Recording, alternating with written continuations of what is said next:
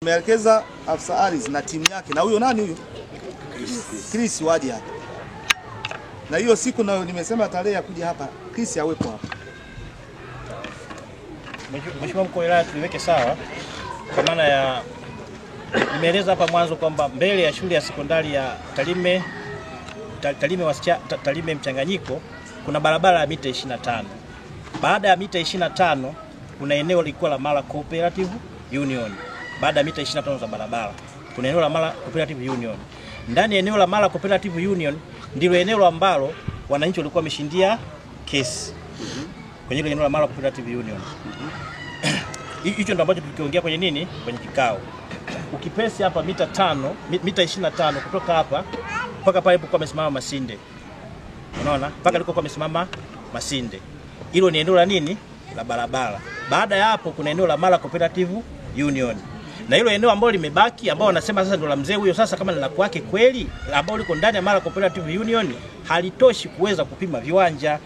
Kilichofanyika hapa ni uvamizi. Sio kama yasema alipewa na madiwani. Madiwani walikuwa na eneo la kumpa mtu. Utaratibu kipindi hicho kulikuwa ni serikali ya kijiji, na mamlaka ya kijiji. Mtu alipokuwa anahitaji eneo alikuwa anaandika barua kwa serikali ya kijiji. Mwenyekiti kamati ya kijiji ilikuwa na utaratibu mwenyekiti wa ardhi wa kijiji.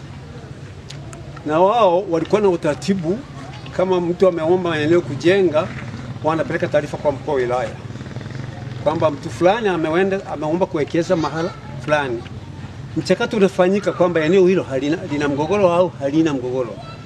Ni la mtu si la mtu, si ndio? Wao ndio walikuwa wanajua utaratibu wa serikali kijiji kwamba eneo hili husika utampa mwekezaji mahala papo hapana mgogoro. Lakini Peter Bwela hapa alituvamia kwa kutumia uwezo wake wa fedha.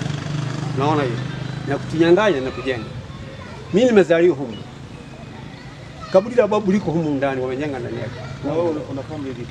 Sasa wamejenga ndani yake kwa sababu kipindi hicho sio walikuwa makaburi yalikuwa hayajengewi. Ilikuwa wanaweka mawe ya kawaida ya kienyeji. Kwenye upande ule kwenye bweni la watoto. Ikija mashine ya kupima zile zinazopima tutapata lile kaburi najua liliko. Naona. Babu alikufa mwaka 1969 mwezi wa 8. Naona. Kisha tutoa hapa ni utaratibu wa vijiji vya ujamaa. Tukasogezwa kwenye maeneo ilikuwa ni azimio la Arusha la kipindi cha Mheshimiwa Nyerere. Tukapanga nafikiri inaeleweka. Kwamba madiwani walikuwa wana eneo la kuweza kumpa mtu. Alikuja akatuvamia akavunja vitu vyetu. Kila kitu kulikuwa na matunda au miembe katani ambayo ilikuwa imezunguka mji wetu. Akavunja kwa kutumia pesa. Akasaidiwa na maafisa ardhi kama sasa hivi walivyo. Unaona? Akatupora, hakutulipa hata chapa moja. Na hata kuna dokumenti ambaye ilifanywa tathmini kwamba tulipwe. Kipindi hicho alikuwa afisa ardhi hapa ni marehemu alikuwa anaitwa Mwijarubi. Alifanya tathmini kwamba huyu jamaa tulipa lakini hakutulipa hata senti moja. Naona hiyo. Eneo lote hili lilikuwa ni mali yetu hapo pote. Naona hiyo. Mwaka 1995. Na maana mpaka sasa. Kwa ramani ilikuwa ina cover wapi hadi wapi? Kwa ramani ilikuwa ina cover hapa mbele wakati tunajenga shule tuliacha kama mita 10 kwa ajili ya parking za gari zinazokuja kwenye taasisi ziwe zinapaki hapa. Kwa hiyo tuliacha kama mita 10 kutoka kwenye fence kuja huko. Ndio. Alafu baada ya mita 10 kulikuwa kuna barabara kama ramani inavyoonyesha. Kulikuwa kuna barabara ya mita 25. Ndio. Na hapo hivyo kuna muhtasari mwingine huko hapo pamoja na barua tulivyokuwa tunaendelea tunagawa eneo pamoja na barua. Lakini ramani ambayo tulipewa hii ramani ilitoka mwaka 1995 ambayo iliyoidhinisha ile eneo kuwa la shule. Ndio, hii ramani tumepewa mwaka 1995. Kwa majina naitwa Geoffrey Munyeka, mkazi wa Tarime, mtaa wa Turwa. Mheshimiwa Mkuu wa Wilaya, mimi ndio mwenye eneo hilo. Hapa ilipopanga mawe. Hilo eneo lilikuwa eneo la mzazi wangu. Tangu mwaka 1986.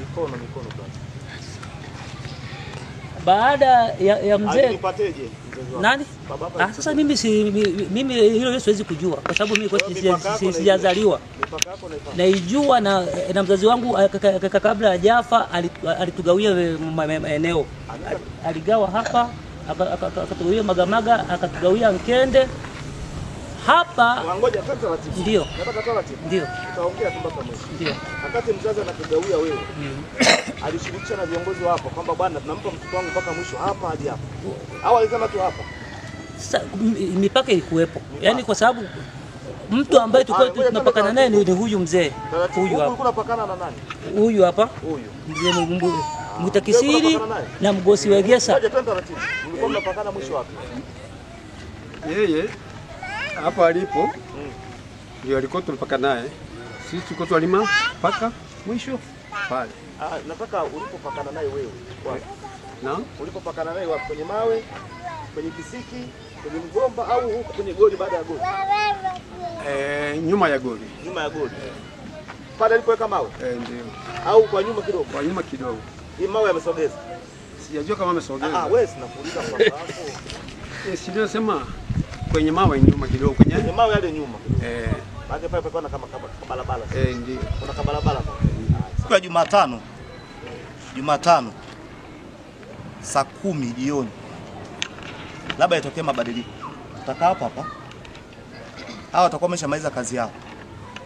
Baba, ukiona naweka kigingi kwenye nyumba yako, usinyanyue panga. Nimeelekeza afisa ardhi na timu yake na huyo nani huyo? Chris waje hapa.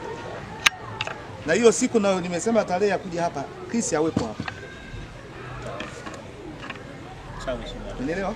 Mtapima eneo linaishia wapi la huyu Profesa Mwera. Amesema sio mita 10 sio nini, mkaangalia kwenye ramani. Mtapima kipande cha barabara inapoanzia mpaka inapoishia. Sijajua watu wa TARURA kama mnakuwa na reserve au kuna reserve. Halina reserve. Kwa mtapima mpaka pale mtamaki. Ila kama ni barabara ambayo inatumika sasa hivi msiweke kitu, watu watapata shida. Utaweka tu alama kwa kuchimba shimo. Huku unaweza kaweka hata kabikoni. Kaweke tu. Kakuja kumalizia mgogoro. Au weka hata jiwe, chimba weka jiwe. Na kule hivyo hivyo, mkija siku mtatuonyesha. Alafu tutoe maelekezo. Kama yule amesogeza mawe tutamwambia rudisha mawe. Kama yako eneo wake halali tutamwachia eneo wake halali. Si nimeeleka vizuri eh? Pasipo kumonea. Lakini mgogoro tunakuja kumaliza tarehe 10. Utapata tarehe 10? Hiyo Jumatano tutakuwa tarehe ngapi? Tarehe 9. Naenda kukaa na hizi karatasi zangu na mimi naenda kukaa nazo nizisome vizuri. Nizielewe. Na watu wangu. Tukija hapa ni kupiga wembe tu. Si nimeeleka vizuri eh? Na tutatenda haki. Eneo ambalo tutahangaika nalo ni hapa mbele. Huko nyuma ile unajua walishamalizana mpaka tumejenga. Sitaki kurudi hapa. Tuone inabaki vipi. Kama tutasema ni barabara iko hapa, taache hiyo barabara. Kama tuona ni makazi ya mtu, tutaendelea kurundika mawe. Mwela, hebu njoo. Tandaza ramani yako. Yaani tandaze kae kaskazini ya kweli, wewe afsari. Kaskazini ya kweli, mashariki ya kweli. Hiki ni nini? Hii ni playground. Iko hapa. Iko kule nyuma. Wapi? Baada ya fence. Iko sawa. Iko sawa. Playground haina shida. Kwa ajili ya playground, kwa ajili ya kwa ajili ya mpira na mchezo tofauti. Lakini sambamba na hilo, ana ukubwa gani? Na ukubwa karibia heka 1 na kitu. Haijavamiwa. Hiyo yenyewe iko vizuri. Lakini sambamba na hilo, hapa kuna taasisi mbili. Kuna taasisi ya Profesa Mwera Foundation na kuna taasisi ya Mwera Vision Foundation. Kwa hiyo taasisi ya Mwera Vision Foundation ndio inayomiliki shule ya msingi na ndio inayomiliki ule uwanja. Ule uwanja una hati na shule ya msingi ina hati na uwanja umeandikwa Mwera Vision Foundation. Hii sekondari? Hii sekondari ambayo ndio hii hapa nyuma yako. Uwanja wake ambao tumekuwa tukitumia miaka yote huu wa hapa mbele. Kwenye document kama ilivyo haina uwanja. Haina basi. Nimekuelewa. Hii ramani ni nani? Hii ramani iko valid. Naomba nikuchukue hii. Imepitishwa. imefikishwa. Basi tarehe 9 tutamaliza. Jamhuri ya Muungano wa Tanzania. Nitaka niondoke na kwenda kulala na picha hapa yote. Kwa ndugu wananchi, mimi niwashukuru sana. Kikao hiki Mheshimiwa Mwenyekiti, kwa heshima yako naomba tuahirishie mpaka tarehe 9 saa 10 jioni. Na nitaomba siku hiyo watangazie wananchi wako. Sawa. Ili tukitoa maamuzi hapa isitokee tena longolongo. Sawa. Na kama kuna mtu mwingine ana hoja ya hapa aje. Sawa. Si umenielewa eh? Sio tukimaliza ili kesho anaibuka mwingine. Kama hawapo mimi siku natoa maelekezo hapa moja kwa moja ya kiserikali kwa mujibu wa sheria. Nafikiri nimeleka vizuri. Jamhuri ya Muungano wa Tanzania. Mheshimiwa Mwenyekiti, karibu. Ndugu zangu wananchi wote mliojitokeza, nadhani siku ya leo imekuwa ni siku ya kipekee sana. Sio kama siku zingine tunazokutana huku neno halieleweki. Mimi nimshukuru Mheshimiwa DC kwa ujio wake na viongozi mlioambatana nao wote kwa pamoja. Niseme ni asante sana. Baada ya kusema hapo, mimi niseme kikao nimekiahirisha mpaka tarehe hiyo, tarehe 9. Tarehe 9 tarehe 10. Tarehe 9. Haya, tukutane hapa tarehe 9.